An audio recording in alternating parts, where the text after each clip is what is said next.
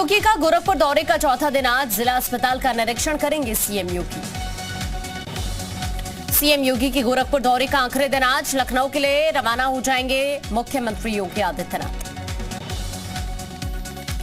राष्ट्रीय स्वयंसेवक संघ के प्रमुख मोहन भागवत का 4 दिवसीय गोरखपुर दौरा, संघ के अलग अलग कार्यक्रमों में हिस्सा लेंगे भागवत।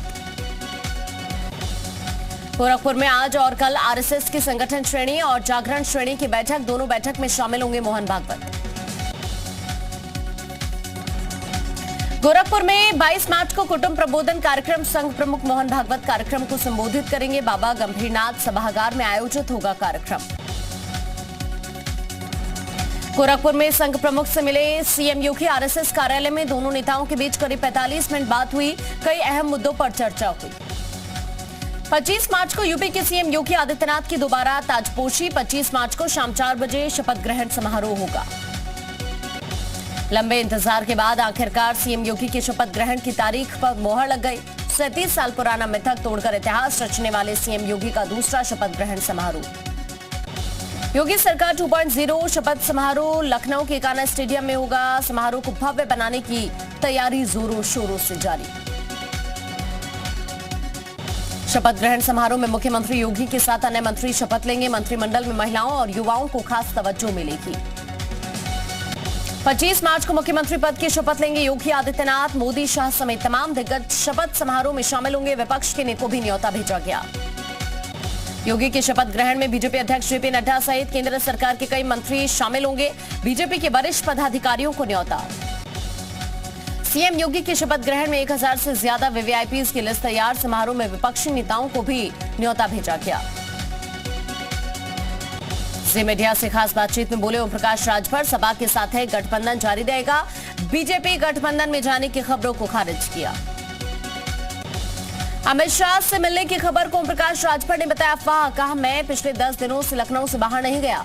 समाज का हित होगा तो अमित शाह से मिलूंगा। फेसबुक पोस्ट के जरिए ओपी राजभर के बेटे अरविंद राजभर ने एनडीए में वापसी की खबरों को खारिज किया। कहा, बीजेपी के साथ जाने की खबर निराधार।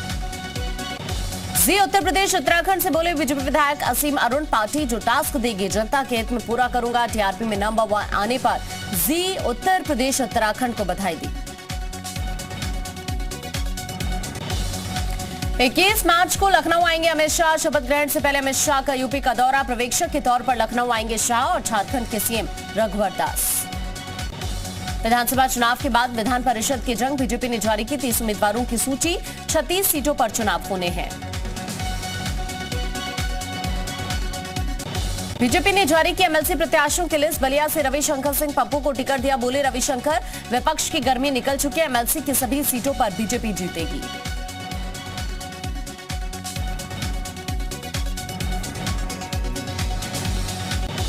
लखनऊ में बीजेपी सरकार की शपथ ग्रहण समारोह को लेकर तैयारी तेज। पीएम मोदी के लिए बनाया गया हेलीपैड। यूपी चुनाव में हार के बाद एसपी आरएलडी गठबंधन में सिर फुटोबल शुरू। आरएलडी प्रदेश अध्यक्ष मसूद अहमद ने इस्तीफा दिया। आरएलडी प्रदेश अध्यक्ष मसूद अहमद ने इस्तीफे के बाद लगाया आरोप। जयंत पर टिकट बेचने का आरोप लगाया तो अखिलेश पर घमंडी होने का भी आरोप लगाया। मसूद अहमद का राजभर पर गंभीर आरोप। राजभर की ऊंची भाषा से नुकसान हुआ, राजभर को समझा नहीं सके अखिलेश जैन। मसूद अहमद के आरोप पर बीजेपी ने चुटकी ली। कहा, बिल्ली से दूध की रखवाली करवाते रहे मसूद। परिवारवादी पार्टी में लोकतंत्र नहीं होता। यूपी के जालौन में शराब के नशे में धुत दबंगों ने सिपाही के साथ मारपीट की। सिपाही के साथ मारपीट का वीडियो वायरल। ब्रज से जालौन जा रहे व्यापारी का कार हादसे में व्यापारी समेत 3 की मौत। अमरोहा में 2 पक्षों के बीच में पथराव के बाद घटनास्थल का डीएम एसपी ने निरीक्षण किया। उपद्रवियों पर कार्रवाई के डीएम ने आदेश दिए। यूपी सरकार का बड़ा फैसला, अयोध्या में खोली जाएगी एसटीएफ की यूनिट। राम मंदिर के महत्व और बढ़ती संवेदनशीलता के चलते फैसला। कन्नौज में जमीन बंटवारे को लेकर पिता पुत्र में विवाद। बेटे ने पिता की हत्या की, कलयुगी बेटे की पुलिस तलाश कर रही है। गाजियाबाद के साहिबाबाद में दर्दनाक हादसा। भुपुरा गांव के घर में लगी भयानक आग। घर में फंसे एक शख्स की मौत। शॉर्ट सर्किट से आग लगने का अंदेशा। गाजियाबाद के इंदिरापुरम में पार्किंग को लेकर 2 पक्षों में विवाद। एक पक्ष ने दूसरे पक्ष पर पिस्टल दिखाकर धमकाने का आरोप लगाया। लखनऊ में पुलिस और बदमाशों के बीच मुठभेड़, एक बदमाश के पैर में गोली लगी, 2 बदमाश गिरफ्तार। बदमाशों ने पुलिस पार्टी पर फायरिंग की थी।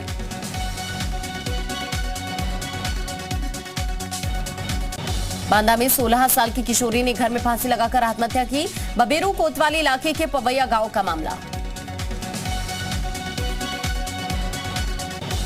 लखनऊ के अंदर सरेरा युवती की पिटाई का एक वीडियो वायरल। वीडियो के आधार पर प्रेमी और प्रेमिका को थाने ले गई पुलिस, युवक हिरासत में। और नाफ में बीजेपी विधायक के बिगड़े बोल, कहा जिसने विरोध किया वो घर में रहकर 5 साल विरोध करे, उचित दूरी बनाए, मेरे पास न आए। मेरठ में जर्जर मकान गिरने से बड़ा हादसा, मलबे के नीचे दबकर 2 साल की मासूम बच्ची की मौत, परिवार के कई सदस्य भी घायल। रामपुर में चाकू मारकर युवक की हत्या, पिता की तहरीर पर पड़ोस के 3 पिता पुत्रों पर मुकदमा दर्ज, शाहबाद थाना क्षेत्र की घटना।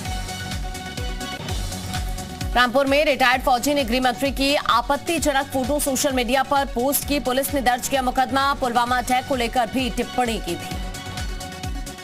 हरदोई में दुकान के बाहर गंदगी फैलाने से मना करने पर दबंगों ने पिता पुत्र की पिटाई की, मारपीट की घटना सीसीटीवी में कैद हुई, पुलिस पर कार्रवाई न करने का आरोप। सहारनपुर में सब इंस्पेक्टर के दिल का दौरा पड़ने से ड्यूटी के दौरान मौत हो गई, एसएसपी ने होली समारोह को स्थगित किया। कौशाम्बी में डायल 112 गाड़ी पर तैनात होमगार्ड को संदिग्ध हालत में गोली लग गई, लोगों ने होमगार्ड को अस्पताल में एडमिट कराया। सहारनपुर में मामूली कहा सुनने के बाद 2 पक्षों में विवाद बढ़ गया, जमकर लाठी डंडे चले, एक युवक की मौत, पुलिस ने 15 लोगों के खिलाफ मुकदमा दर्ज किया। बिजनौर में जमीन विवाद को लेकर पंचायत में दिन दहाड़े गोली चल गई, 2 लोग गंभीर रूप से घायल हुए, पुलिस ने जिला अस्पताल में भर्ती कराया।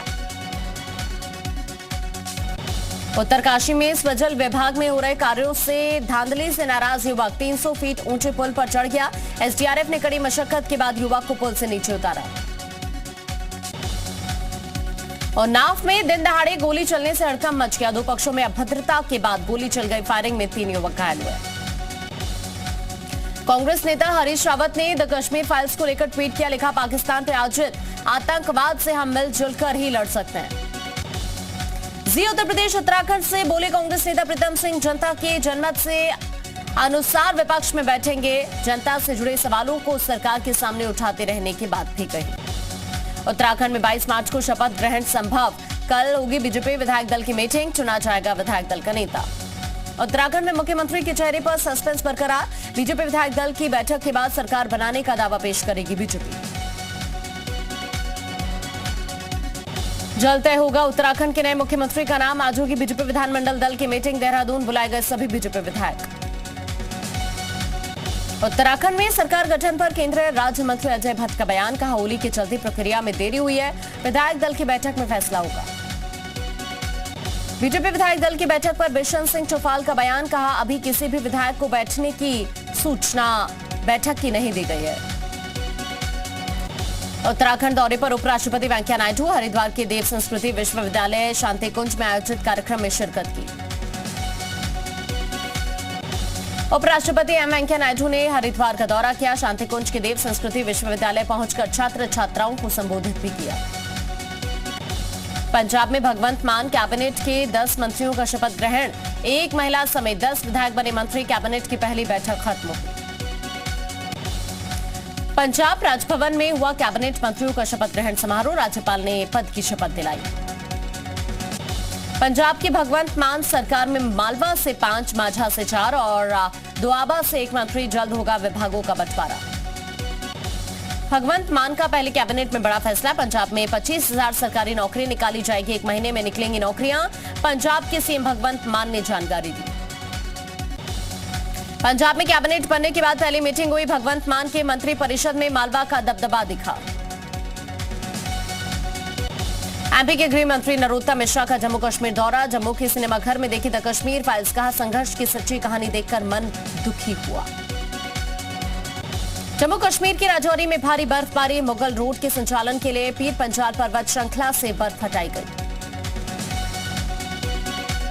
राज्यसभा सांसद डॉक्टर सुभाष चंद्रा के गोद लिए आदमपुर उपमंडल नागरिक अस्पताल ने इतिहास रचा, कोविड वैक्सीनेशन की दूसरी डोज का 100% टारगेट पूरा किया, डॉक्टर सुभाष चंद्रा ने ट्वीट करके बधाई दी। जम्मू में सीआरपीएफ के 83वें स्थापना दिवस परेड में शामिल हुए गृह मंत्री अमित शाह परेड की सलामी ली। गृह मंत्री अमित शाह ने बढ़ाया जवानों का हौसला, कहा सुरक्षा बलों ने पाया आतंकवाद पर काबू। जापानी प्रधानमंत्री फुमियो किशिदो ने पीएम मोदी से मुलाकात की। दोनों देशों के बीच संबंधों को और मजबूत करने पर भी चर्चा हुई। जम्मू कश्मीर में बोले गृह मंत्री अमित शाह, कानून व्यवस्था की स्थिति में बड़ा सुधार हुआ है। अमृतसर के स्वर्ण मंदिर में पारंपरिक उत्सव होला मोहल्ला का आयोजन। उत्सव में श्रद्धालुओं ने बढ़ चढ़कर हिस्सा लिया।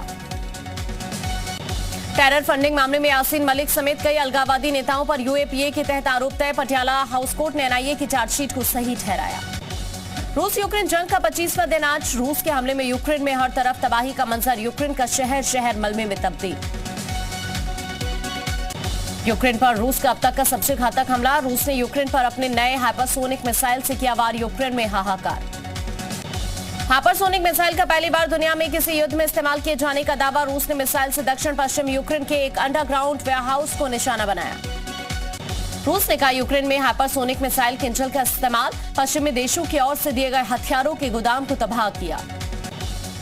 यूक्रेनी सेना का रूस पर जोरदार पलटवार। रूस के K-52 हेलीकॉप्टर को मार गिराने का दावा, साथ ही कई सैन्य गाड़ियों को ध्वस्त किया। यूक्रेन के एकोस में रूस ने जोरदार बमबारी की। कई बड़ी इमारतें और गोदाम रूसी हमले में पूरी तरह से तबाह।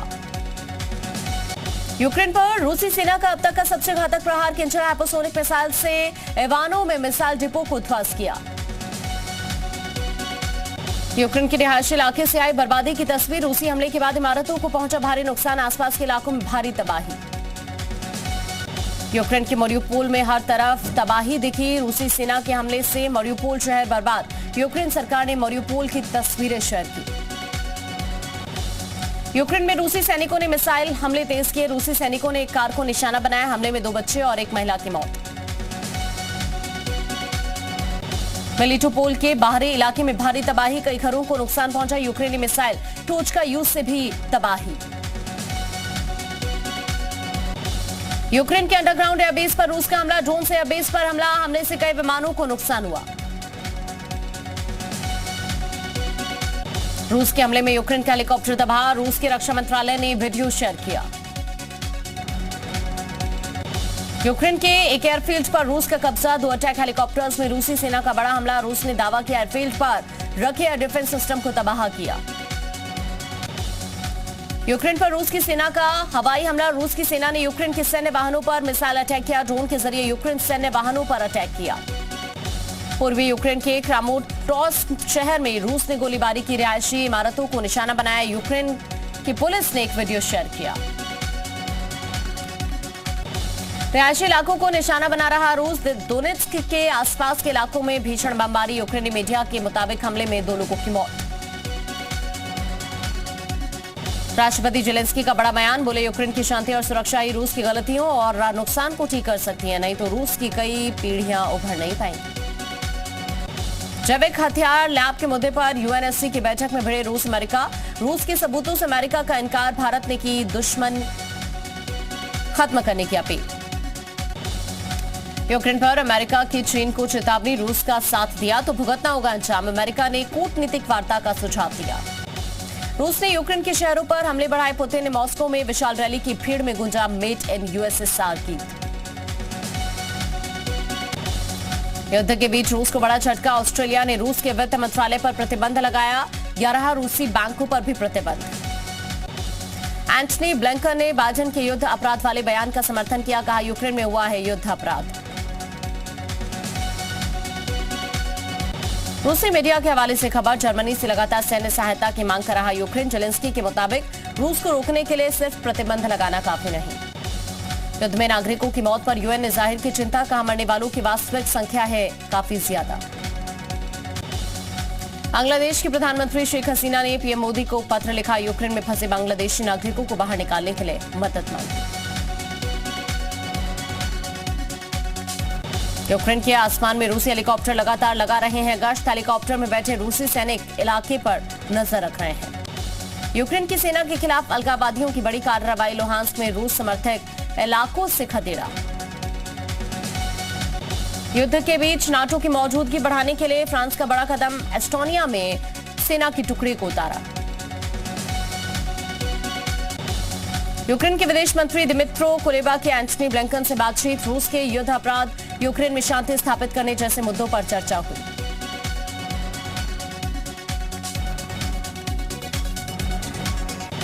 युद्ध के बीच जर्मनी के चांसलर ओलाफ का बड़ा बयान, गैस के लिए रूस पर निर्भरता कम करे ईयू, यूरोपियन यूनियन के लिए टर्निंग पॉइंट है ये युद्ध।